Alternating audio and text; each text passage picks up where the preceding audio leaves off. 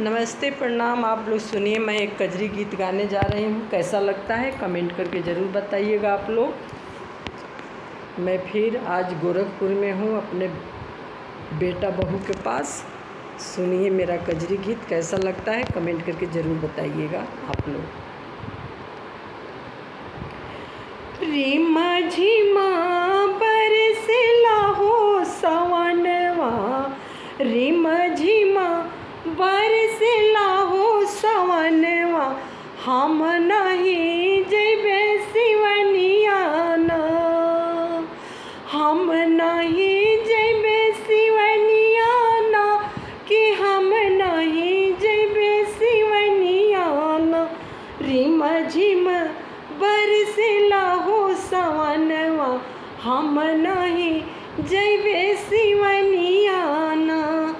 सबके पियाजी घर में बाड़े, सबके पियाजी घर में बाड़े, मोरे पिया बसले कलकतिया, हम ना जइबे सिवनियाना।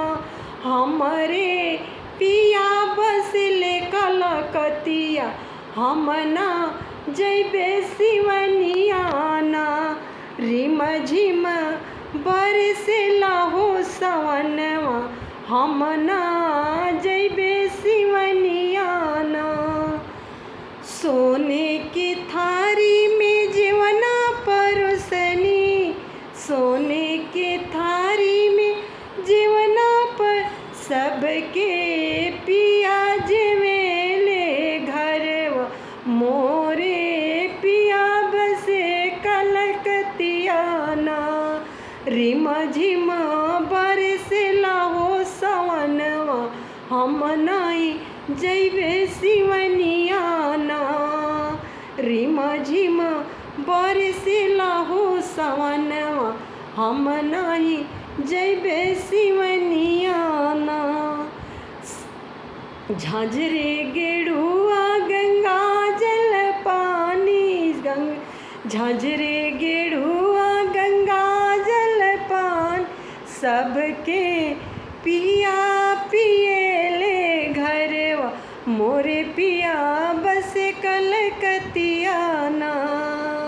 रीमा झीमा बरसेला हो सवनवा, हम नहीं जइबे सिवनियाना। रीमा झीमा बरसेला हो बदरी सवनवा, हम नहीं जइबे सिवनियाना।